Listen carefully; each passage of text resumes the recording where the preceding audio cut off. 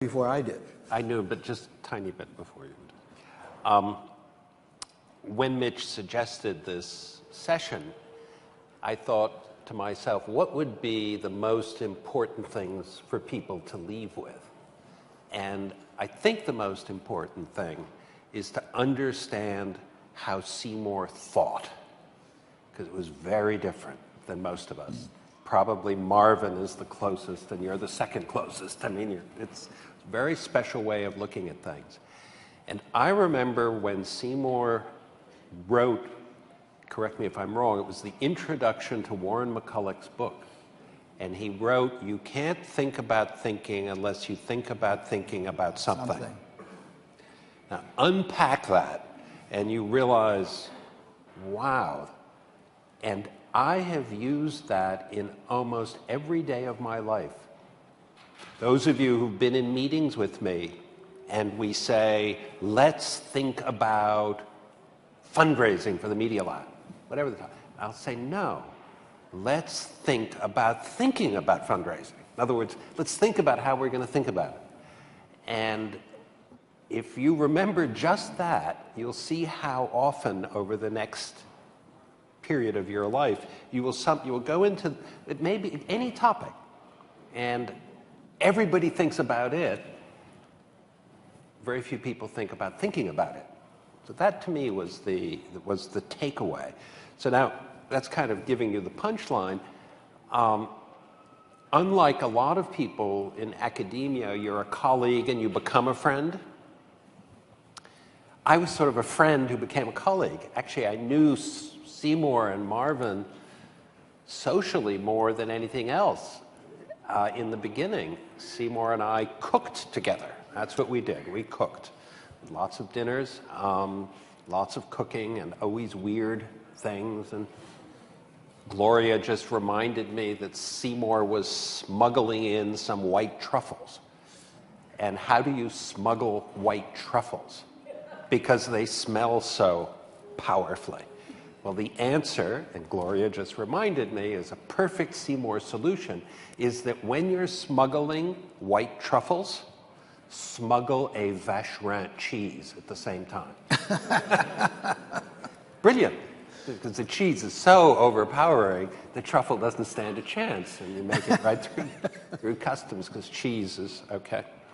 So that was the sort of person Seymour was, and when in the 1980s, the Media Lab, actually was in 1980, when the Media Lab existed. We were funded, we were set to go, but we had to break ground and build the building next door. And for those of you who are in that building, I want to tell you, even though it's hard to believe, how modern we thought it was, and how, you know, having our own building was fantastic, but it took 4 years, 3 years, a bit, to build it.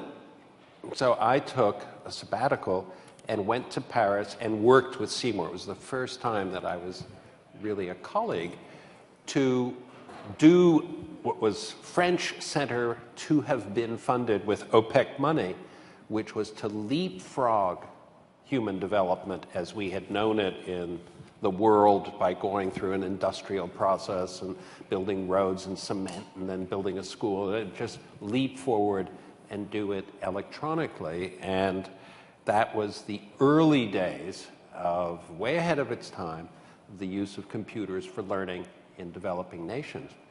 And one topic I hope that we can get into is, oh yeah, thank you, that is Seymour in Senegal in, I want to say, 82.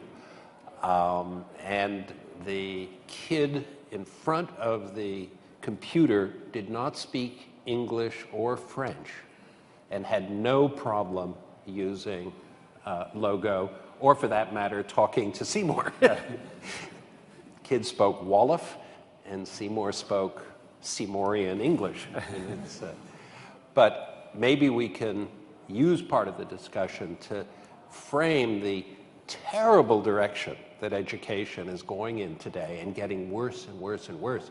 It's a calamity, because Joey and Mimi touched on it. Education is something you do to somebody. or it's a noun, it's something you have. It's not really a verb. It's not what you do, and it's not learning. And the two, just if anybody talks to you, maybe this is rule of thumb number 2 or takeaway number 2. If anybody talks to you about education, just ask them to separate in their mind, parse, just separate education and learning. Because education is sort of an institutional problem, and it's other things, and learning is perhaps the more important issue. And I think if Seymour were here, he would say that. And by the way, there's a wonderful book that came out recently by a man named Pasi Sahlberg. Do you know Pasi? You should meet Pasi. He's Finnish, and the name of the book is called Finnish Lessons, with 2 N's.